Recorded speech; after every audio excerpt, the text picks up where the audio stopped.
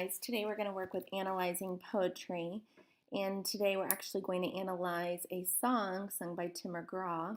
And if you're reading, this is the title. It's a little bit of a tougher assignment, so I figured I would help you out with a couple of things. You will have some time to do things on your own though, so feel free to pause the video if you need to. If you're reading this, my mama's sitting there. Looks like I only got a one-way ticket over here.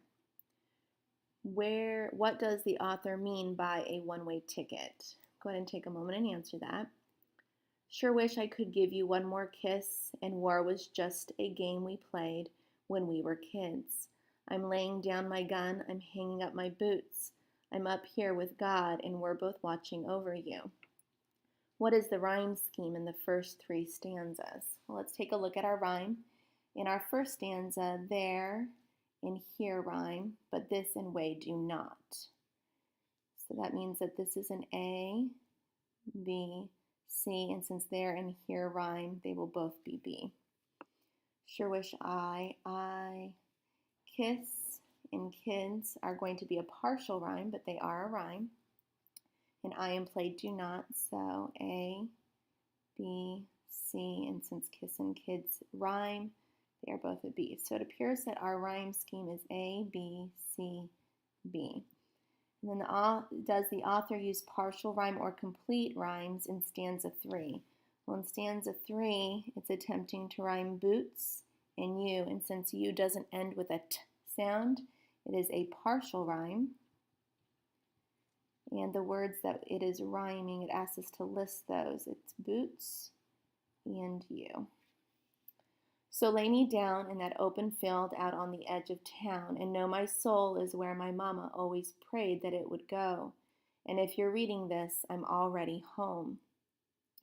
What is that open field out on the edge of town? And according to the author, where his soul gone? Go ahead and take a moment to answer those questions.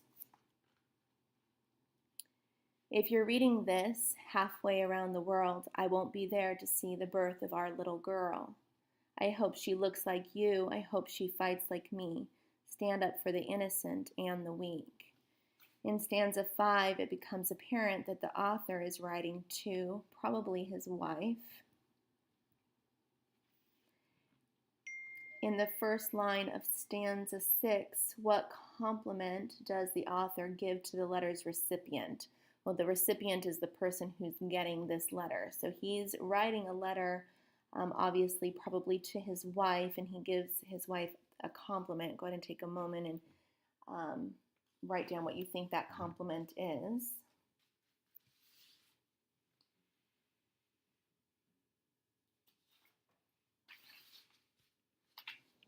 Right, on to our second page. I'm laying down my gun, I'm hanging up my boots. Tell Dad I don't regret that I followed in his shoes. In stanza 7, gun and boots symbolize, well, they probably symbolize a lot of things. However, they could symbolize war or soldiers, honor. So I'm going to go ahead and go with soldiers. You can put what you think it symbolizes the most. The author's father was well, it says, tell Dad I don't regret that I followed in his shoes. So it's pretty evident that his father was a soldier as well.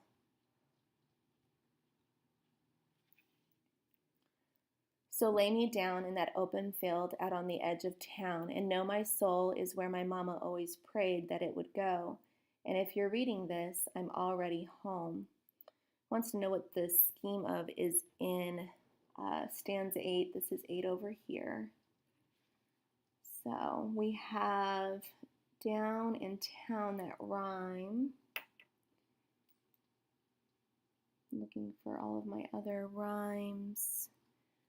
We'll have soul is going to rhyme with go, and home is going to be a partial rhyme. It appears that on, prayed, and this do not have a rhyme, so they're out on their lonely. So we're going to have A and A, and then this is going to be our B.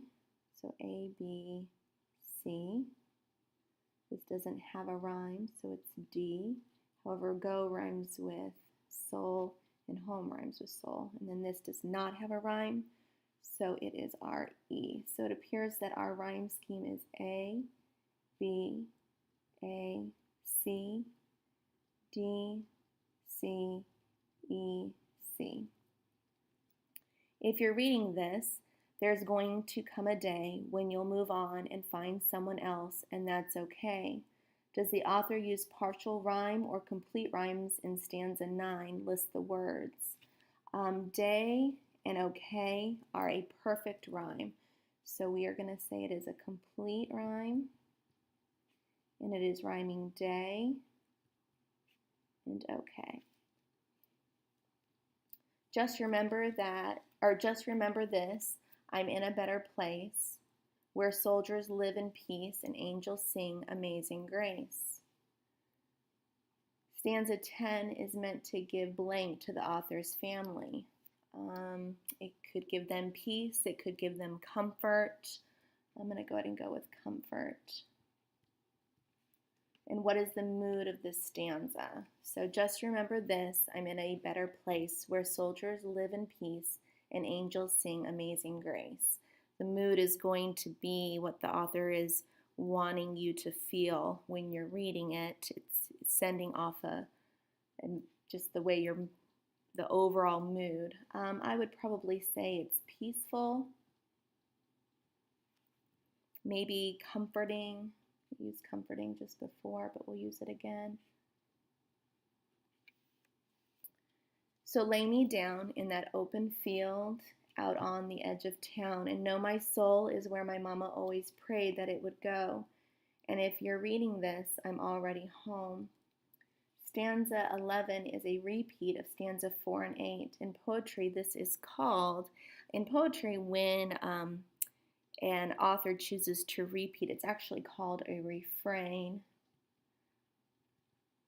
And what other phrases are repeated in this poem? I'll go ahead and let you take a minute and repeat and write what is repeated throughout the poem, and then you are finished with this assignment.